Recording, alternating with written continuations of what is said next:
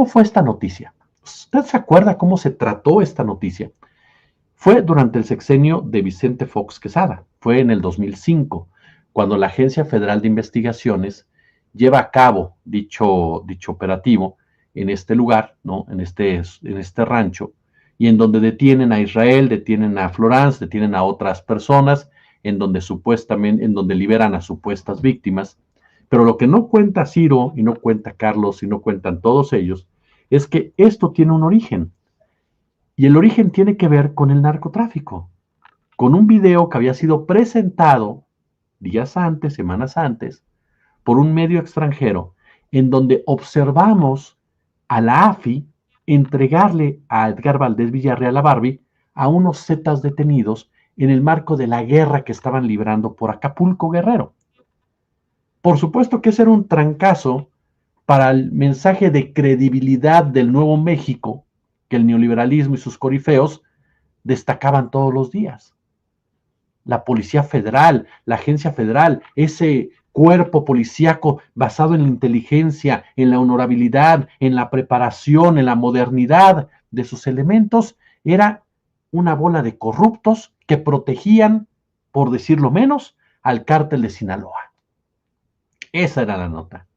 Que aquí en México muchos no tocaron, muchos ignoraron, muchos desestimaron, muchos dijeron que era ficticio el video. Muchos hicieron como el tío Lolo, entre ellos los defensores de la señora Isabel Miranda de Wallace. Y aparece entonces esa necesidad de desviar la atención. Genaro García Luna tenía una estrategia mediática muy bien pulida, muy bien llevada a cabo por periodistas, como diría el maestro Francisco Cruz Jiménez, como Raimundo Riva Palacio, como Jorge Fernández Menéndez, como Leonardo Curcio, quienes elaboraban casos para distraer la atención de las personas. El secuestro de Rubén Omar Romano fue uno de ellos. Rubén Omar Romano fue liberado cuando necesitaban desviar la atención de otro caso que se había presentado. Y esto no lo digo yo, lo dice el propio Rubén Omar Romano. Entonces,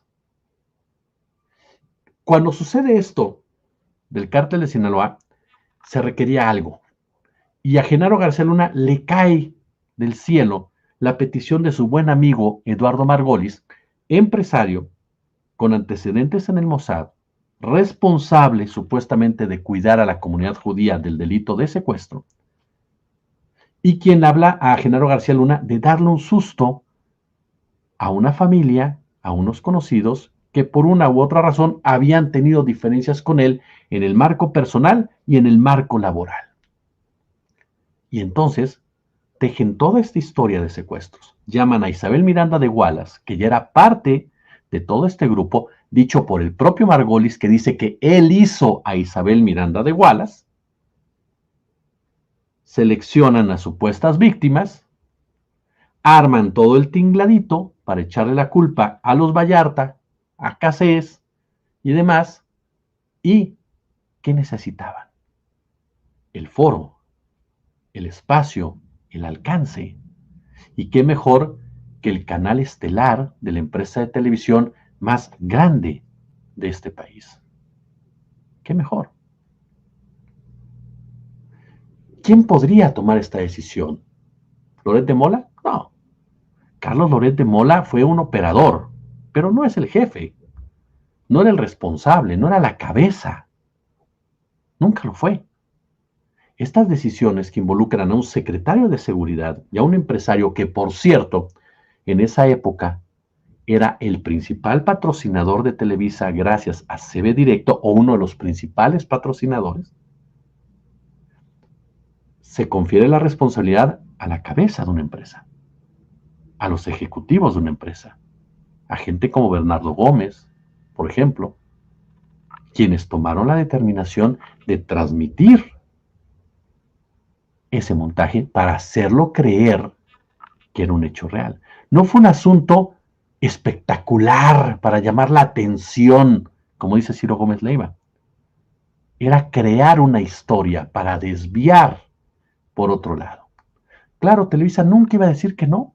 si tienes a tu patrocinador de CB Directo y tienes a un secretario que te está generando mucha lana con promocionales, pagándote dinero más adelante para que le hicieras una serie de televisión? Bueno, en ese momento no secretario, sino titular del AFI. Vamos a darle el cargo justo, no y correcto. Pero que te está generando lana. Y que después, como secretario de seguridad, te generó mucha lana en comerciales, en series y demás, en notas. Ajá. Y entonces, de ahí tenemos que ir para abajo. ¿Quiénes crearon este caso? Televisa, Genaro García Luna y Eduardo Margolis. El vínculo de Genaro García Luna y Margolis es la industria del secuestro. Una industria que era promovida, operada por estos personajes, controlada por ellos. Por eso era tan fácil detener a una persona y achacarle cargos de secuestro. Porque ellos tenían a las presuntas víctimas, a los presuntos secuestradores y a la policía de su lado. Entonces la vulnerabilidad de un ciudadano común como usted y yo es total, total. Y eso se demostraba en las coberturas. Ya le he platicado muchas veces lo que nos decía Manuel Stills, de cómo se paraban atrás, ponían a 5, 6, 7 vatos y los reciclaban, ¿no? Para acusarlos de todos los secuestros habidos y por haber. Y luego a las bandas que sí existían, porque claro que existían bandas de secuestradores, les achacaban toda la responsabilidad de los secuestros que cometían los jefes policíacos. Porque el gran punto ahí era el secuestro institucionalizado. El secuestro como negocio de empresarios, como el caso Margolis, de funcionarios, como el caso García Luna, entonces titular de la AFI, y que después intensificó siendo secretario de Seguridad, y medios de comunicación, quienes estaban vinculados económicamente con ambas partes. Entonces, ellos crearon todo esto.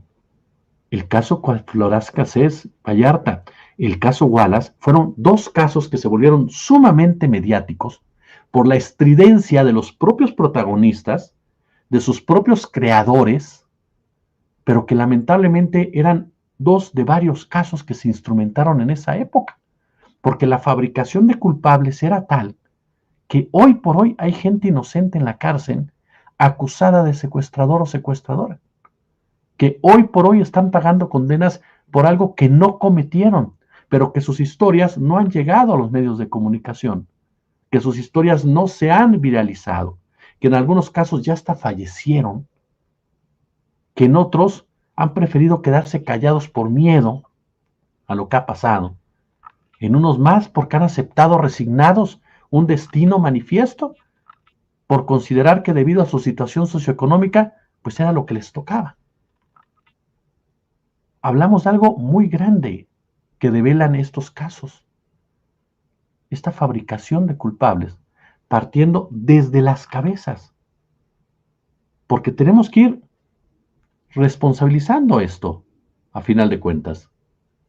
Por un lado, tienes al titular de la AFI, que es García Luna, al Procurador General de la República, que era Rafael Macedo de la Concha, a Vicente Fox Quesada, como responsables de un gobierno, en la forma en cómo el secuestro se vuelve un negocio. Después, tienes a una empresa de televisión que participa activamente en la fabricación de culpables, comandada por Emilio Azcárraga, Bernardo Gómez, Dangoitia y todo ese grupo ejecutivo. Y después, tienes a un empresario como Eduardo Margolis, que tiene un peso específico en temas de seguridad en este país.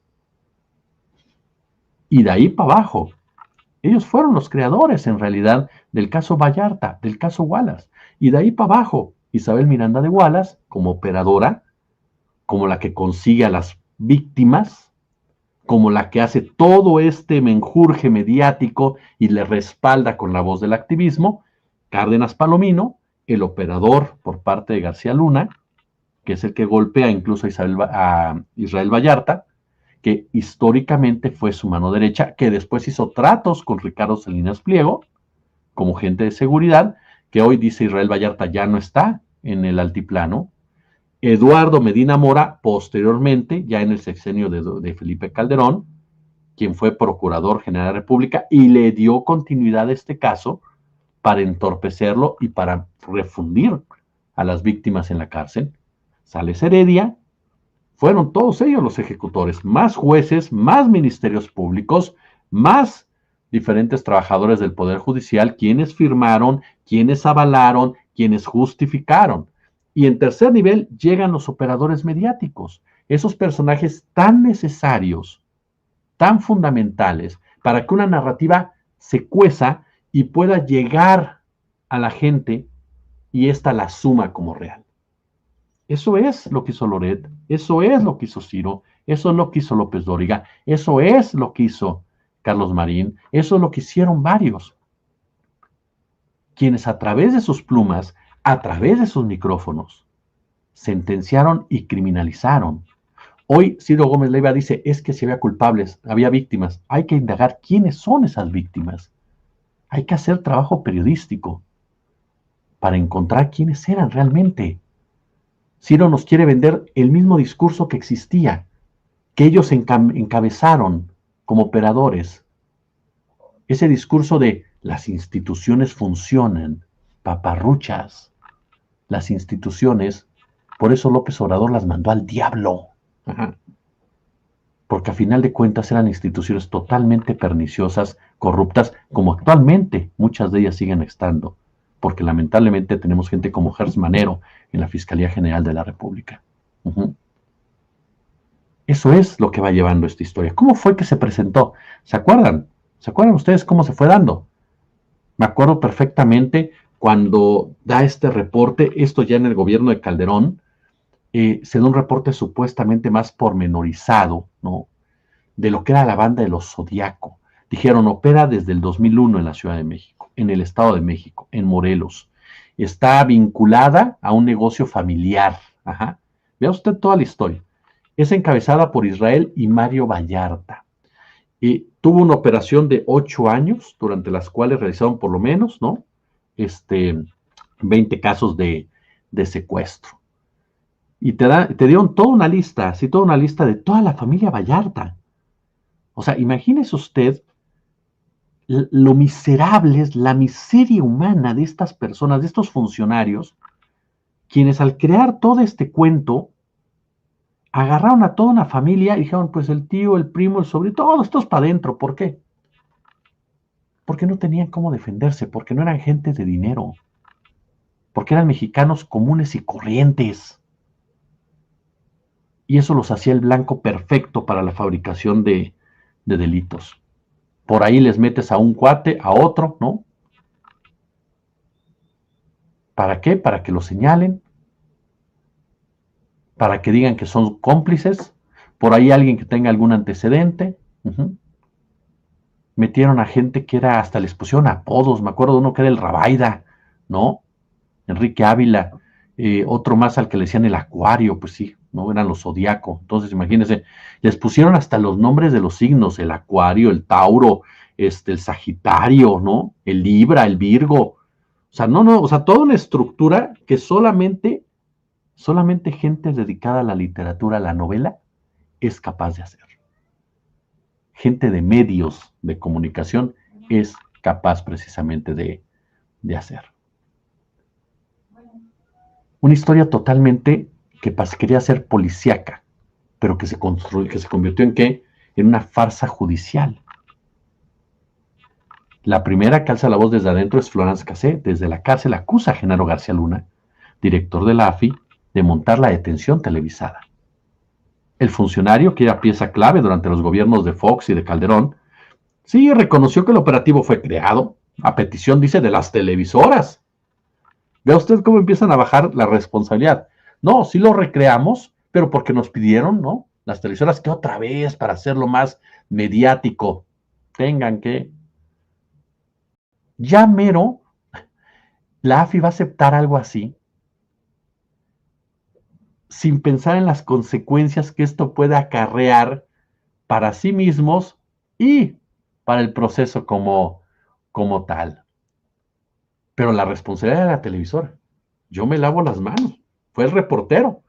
Después se supo que el reportero no podía pedir eso. Después se supo que el productor tampoco pidió eso. Ajá. Entonces, ¿quién lo pidió? El jefe de información también se lavó las manos, dijo, yo nunca pedí nada de eso. En pleno programa, Laura Barranco, quien trabajaba durante años, quien trabajó, perdón, en esa etapa con Loret, le advirtió a Loret lo que estaba pasando. Laura no sabía que era un montaje. Se dio cuenta en ese momento y empezó a decírselo a Loret. Quien era productor de Loret también comenzó a decírselo. Es decir, que a ninguno de la producción se enteraron que era una recreación. Entonces, si no te enteraste, ¿por qué fue? Porque solamente lo sabían aquellos que estaban llevando a cabo el acto como tal. No era ninguna recreación, eso es mentira. Ajá. Porque si hubiera sido una recreación, el productor lo hubiera sabido, el jefe de información lo hubiera sabido, la jefa de redacción lo hubiera sabido, el reportero lo hubiera sabido, porque ellos lo pidieron. El conductor lo hubiera sabido.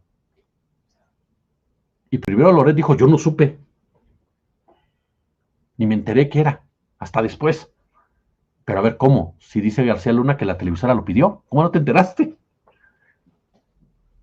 No, no era ninguna recreación, señor Gómez Leiva. Estaban creando un delito, estaban fabricando culpables. Eso es lo que estaban haciendo. Comenzaron entonces la serie de acusaciones contra el gobierno federal por la violación al debido proceso.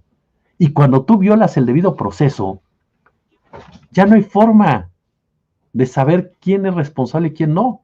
Y en un principio en este país, tú eres inocente hasta que te demuestren lo contrario. Así de sencillo. Entonces, los agentes del AFI tardaron casi 6 horas en presentar ante el Ministerio Público a Cassés. Violaron la Convención de Viena en materia consular. Ajá. El simple montaje violó la presunción de inocencia de todos. Es decir, ese caso como el Wallace se caía si no hubiera existido un poder judicial corrupto, una procuración de justicia corrupta. Ajá. Se ignoraron las declaraciones que habían dado los involucrados como tal. Es decir, el mismo modus operandi que otros casos.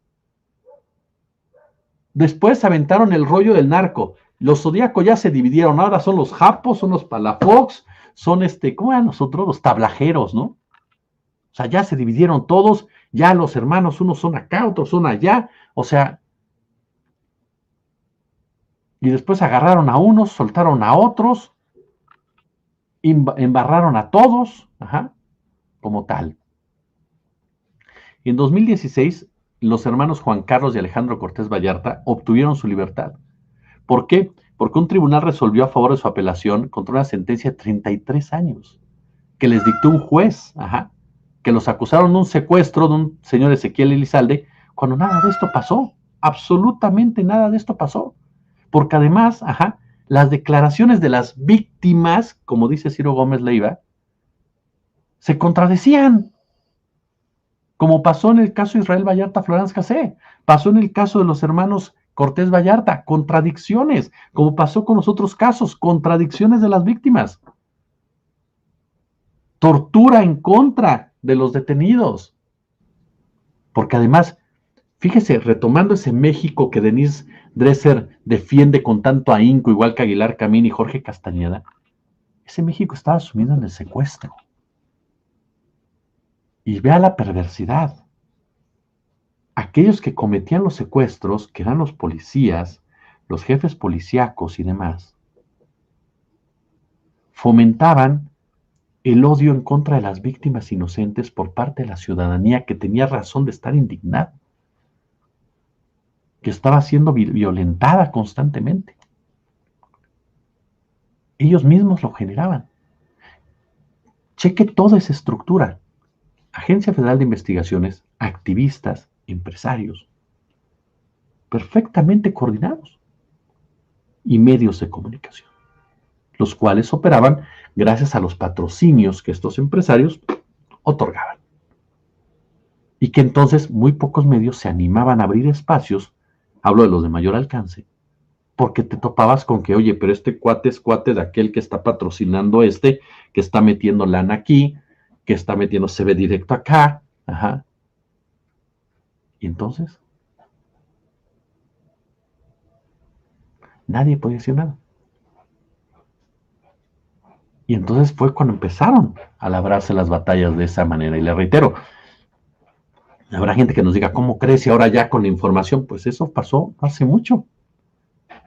No hace mucho esa era la realidad que estaba sucediendo y que en muchos casos sigue siendo esa realidad, en donde se siguen fabricando culpables y en donde hay casos en los cuales no se toca ni con el pétalo de una rosa, porque hay intereses detrás económicos particularmente, porque hay intereses, que al igual que aquellos años organizan todo para responsabilizarte de ilícitos que tú no cometes, pero que sirves para desviar una atención. Y termino con lo siguiente para el siguiente panorama: la fabricación de culpables en México. En una entrevista me decía Manuel Stills que esto era lo más grave de todo el caso Casés Vallarta. Porque, como le decíamos el otro día, tenemos un nivel de impunidad del más del 90% y nuestras cárceles están llenas. ¿Quiénes están en la cárcel? Los pobres, los que no se pueden defender, los que han sido criminalizados, los que no tienen ni idea de lo que hay allá adentro, los que no saben ni cómo defenderse, los que tienen a un abogado de oficio que pues tiene más de no sé cuántos casos tenga, y cuyos casos se van perdiendo y perdiendo en el marco de la burocracia, sin posibilidad alguna de que alguien te pueda ayudar y vuelves a ver la luz. Y para sobrevivir, muchos tal vez se transformen en lo que los acusaron, porque no les queda de otra. Entre 2006 y 2019 se identificaron al menos 574 casos de personas torturadas y acusadas falsamente de delitos, por ejemplo, como narcotráfico. En 2021, el 23% de las personas encarceladas fueron detenidas sin orden de aprehensión. El 64% declaró haber sufrido violencia tras la detención. El 42% fue torturado o engañado para autoinculparse. A finales del 2023, de las 233,000 personas privadas de la libertad, el 37.3% no tenía sentencia. 46.9% de los casos, mujeres. En 2022 se registraron 6,226 carpetas de tortura, pero apenas el 1.31% se judicializó. Entre 2021 y 2023, las carpetas contra adolescentes se dispararon un 42.2%, evidenciando una criminalización temprana de los chavos y chavas de escasos recursos. Además, un 94.8% de los delitos no se resuelve en México. ¿Qué le parece? ¿Cuáles son los métodos que se utilizan para esto? Investigaciones, especialmente, por ejemplo, el Estado de México. Hay 5 mecanismos principales: tortura o violencia física para obtener confesiones, manipulación o falta de testigos, cohecho como forma de retención y presión, siembra de evidencias, armas y droga, ausencia de pruebas técnicas y científicas. Sectores más afectados: personas con bajos recursos económicos, indígenas, mujeres, son los más vulnerables, menores de edad, especialmente adolescentes, procesados bajo presión sin garantías legales suficientes, personas en situación de calle a los que les inculpan también en muchas ocasiones de vender droga, de asesinar o de secuestrar, estudiantes, trabajadores informales, mujeres de regiones rurales, marginadas, sin acceso a una defensa adecuada. Casos emblemáticos, además de los 2 que hemos platicado constantemente, el caso Wallace, el caso Casés Vallarta, está el caso Duda Razonable, ¿no?, que incluso se presentó en Netflix. En el caso de Darwin Morales, Héctor Muñoz y Gonzalo García, que fueron acusados en 2015 de secuestro sin evidencias contundentes y declarados culpables pese a la duda razonable. La Suprema Corte trajo el caso para la revisión. El caso de Benjamín, un estudiante torturado en 2017 por la Fiscalía de Querétaro para incriminarlo por un homicidio. Los sentenciaron a 28 años sin una prueba sólida. El caso de Julie Raquel no tenía vinculación con ningún homicidio. Fue detenida arbitrariamente en Ciudad de México, torturada, agredida sexualmente en Veracruz para confesar su presunta participación. ¿Quiénes son los principales responsables? fiscalías. Las fiscalías, principalmente Querétaro, Veracruz, Tabasco, Estado de México, implicadas en tortura, coacción, manipulación de procedimientos para aumentar eficiencia aparente. Jefaturas policíacas. El Poder Judicial, los jueces, que avalan procesos viciados, condenas sin pruebas sólidas. Hay funcionarios emblemáticos, ¿eh? El caso de este señor Fernando Ulises Cárdenas, ¿se acuerda? Que era fiscal del Estado de México y que exigía 80% de efectividad aún fabricando casos. Eso lo declaró él. Redes de corrupción judicial encabezadas por abogados particulares, quienes orquestan denuncias falsas, manipulan a menores para obtener ventajas legales o bien financieras. La fabricación de culpables es una práctica estructural en México, soportada por mecanismos de tortura, detenciones arbitrarias, falta de evidencia científica, complicidad judicial, afecta desproporcionadamente a personas vulnerables y los casos emblemáticos lo que evidencian son patrones sistemáticos, mecanismos repetidos en distintos estados y las instituciones responsables incluyen desde fiscalías estatales hasta jueces locales, así como operadores judiciales y abogados involucrados en redes de corrupción. Se ha cambiado el Poder Judicial, se busca cambiar el Poder Judicial. Se entrará una nueva Suprema Corte, entrarán otros jueces, entrarán otros ministros, pero hay que exigir que cumplan. No podemos permitir que se pudran, no podemos permitir que se traicionen, no podemos permitir que vayan en una dirección contraria. Porque si pasa eso, hay que exigirle al tribunal que ponga ojo, que sancione, que evidencie, que castigue, que anule, que despida a todos aquellos y aquellas que no merecen estar en un nuevo Poder Judicial. Hay que exigir que ese Poder Judicial tenga rostro humano, tenga justicia social y no solamente hayan sido eslogans de campaña.